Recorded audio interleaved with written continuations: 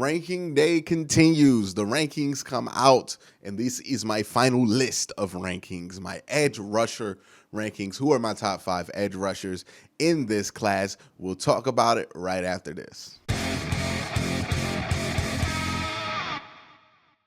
All right, guys, real quick before I get into this, I want to make sure you guys hit that like button, hit that subscribe button, ding that notification bell, and don't forget my live stream. I'm going to be live watching the draft, live reacting, live analysis, all of that to the draft on the first 2 days. So if you want to make sure you catch that, subscribe to this channel, hit that notification bell, and ding it. So now that you guys know where to get some great draft coverage on draft night, let's talk about the edge rushers in this class. And this is the most interesting edge rushing class that I have seen in quite a while, because there is not a spot where there's not like a question mark or an issue here or there. And I think people are really down on it because of that, because it doesn't have a top guy also. But instead of a top guy, it's like they disperse that power of a Chase Young or Myles Garrett, you know, the can't miss generational dude that we've been getting like every 3 years in the draft. So at a crazy rate, right? A Bosa brother or something like that. It's like they disperse those powers and put them into different people. It's like the Infinity Stones, right? They took one whole great edge rush prospect and then just blew it up, and then 5 appeared in different chunks with different strengths and weaknesses. I'm sorry if this explanation is kind of abstract and kind of weird, but with that being said, with that preamble into it, we're going to talk about the top 5 edge rushers, and we are going to start with Carlos Basham Jr. Carlos Basham is a very interesting prospect because sometimes you look at him and go, man, this is a top 10 pick.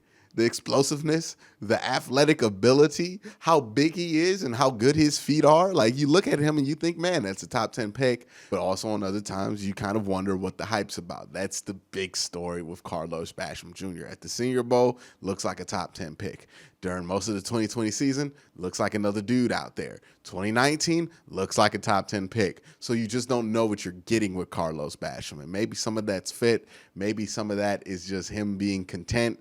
I don't know what that is, but I know it kind of scares me off of him. So that's why I have Carlos Basham at number 5. He's a good prospect. He's somebody who has a ton of potential. It's just, will he be consistent in the NFL, and will he be able to be the player that he can be at that next level? That is the biggest question mark with him. The next guy is Peyton Turner, and he's another kind of project kind of dude. He played at Houston. He's a big guy, right? 6'6", almost 270, and he is like what I think people kind of envision when it comes to that 6'7" lanky pass rusher, right? When people look at like a Calais Campbell and they're like, oh, this guy, right? Because they say every tall pass rusher can be the next Calais Campbell.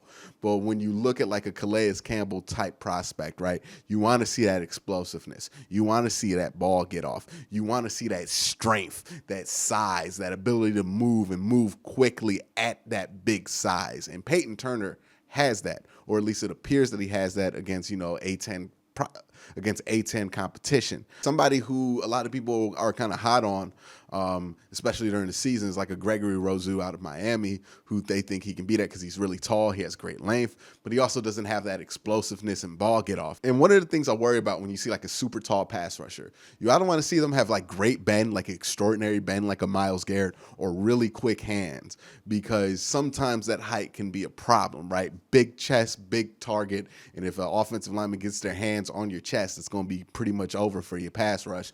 And sometimes with bigger guys, their height becomes a detriment to them.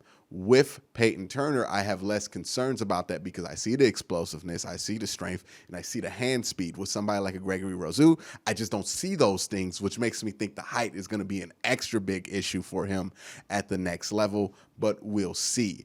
So that's why I got Peyton Turner at 4. I really like him. I think he's more of a second-round guy than a first-round guy, but, you know, if somebody believes in him, I can see him going in the first round. The next guy I have on this list is Quitty Pay out of Michigan. Quitty Pay, he's interesting. He has the best name in this draft, in my opinion. Quitty Pay is just fun to say. And he's a fun player to watch, especially in the run game. Very quick, very athletic, very technical in his approach to stopping the run.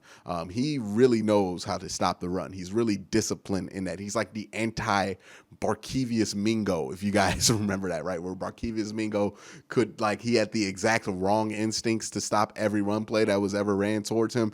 Quitty Pay has the exact right run stopping instinct. So he's a very good run stopping defensive end. The only reason he's ranked at 3 is because I just don't think the need is there for the Browns to have another good run stopping defensive end. They already signed Jadeveon Clowney.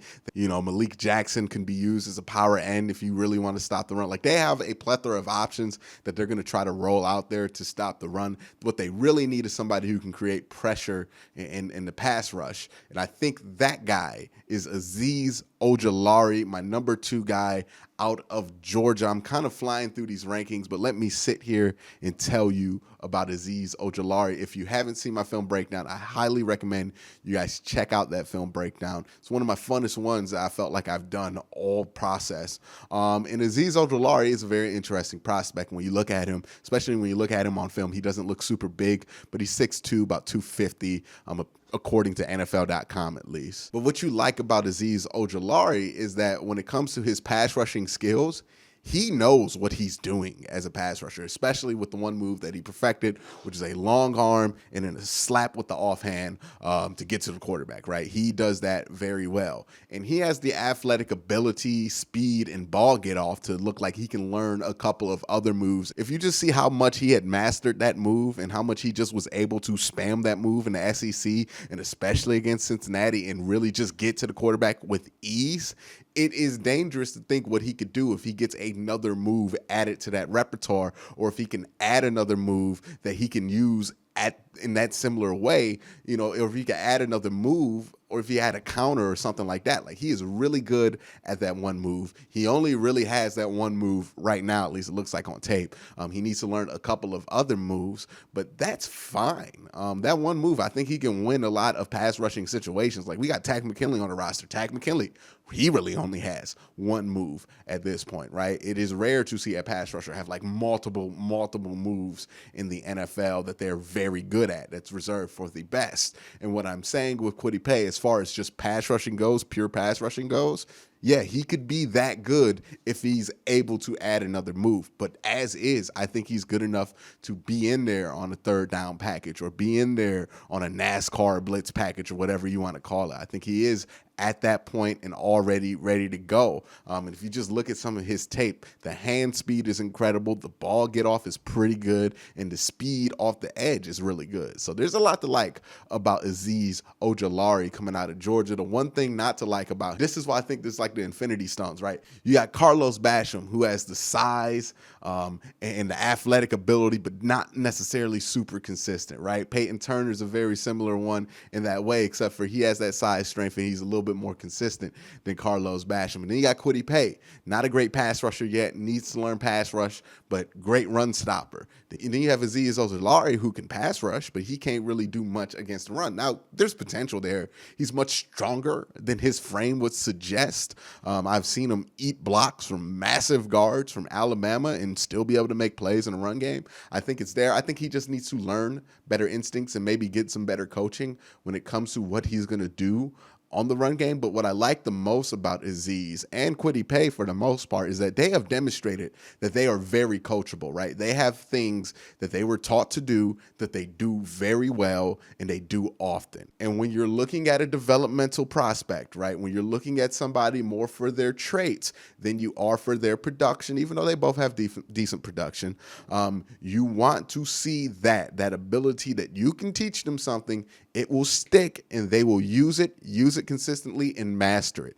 Quitty Pay has done that. Azeez Ali has done that. And one of the main reasons Jason Owa is not in my top 5 list is because I haven't seen him do that at Penn State. So that is why I have Azeez and Quitty Pay where they are and why I don't have a Jason Owa on this list. Now let's talk about my number 1 guy, who's probably the most polished guy coming out of this draft, and that's Jalen Phillips. Now, again, he comes with a massive red flag that says, I had to retire from football because of concussions. Now, I know a lot of us remember what Jordan Cameron, former tight end for the Cleveland Browns, had a concussion history when he came into the NFL, got like 3 or 4 with the Browns, got 1 more, I believe, with the Dolphins, and he was retired out the league in like 5 years. So the concussion concern is a legitimate concern, right? You can only get so many concussions in the modern NFL before you have to retire. That is a huge red flag, and that's the reason why people aren't talking about Jalen Phillips in the top 10.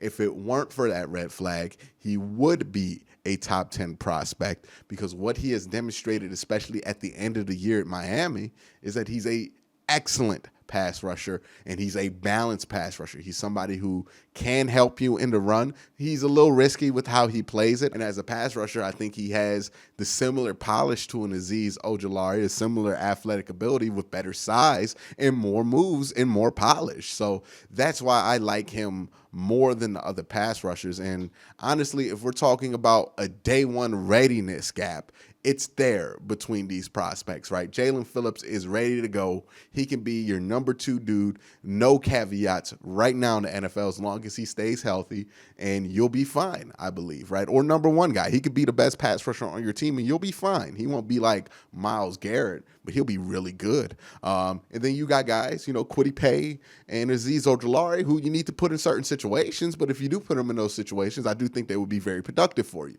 And then you got Peyton Turner and Carlos Basham, who are projects because of their size and athleticism. You would just like to see more consistency out of them, but a guy like Peyton Turner can play inside, outside. I think his future might end up being like inside in a 3-4 more than it is in a 4-3. But these guys have great traits, but not necessarily the best tape out there. And that's what makes Jalen Phillips so special when it comes to this class, is because he has great tape, he has great traits, he tested very, very well coming out of Miami, and he has the production. Like, he has everything that you want out of him except for this concussion thing, right? He had to retire from the college football somewhat because he stopped playing at UCLA and enrolled at Miami, and part of that had to do with his concussion history. Now, that's something that you're going to have to rectify with the team doctors and everything else, and yes, it is very scary when you first hear it, but he is a top 10 prospect that might fall past 15. At that point, you have to figure out what your comfort is with taking that gamble and if he's on your board or not. And if he is on your board, he's the number 1 edge rusher on your board. But that's my thoughts about Jalen Phillips. Let me know your thoughts in the comment section down below. Who's your favorite pass rusher in this draft? Do you like Jason Owa more than I do? Let me know your thoughts and why you think that down below. But again, guys, thank you for watching. Have a great day. Have a good night.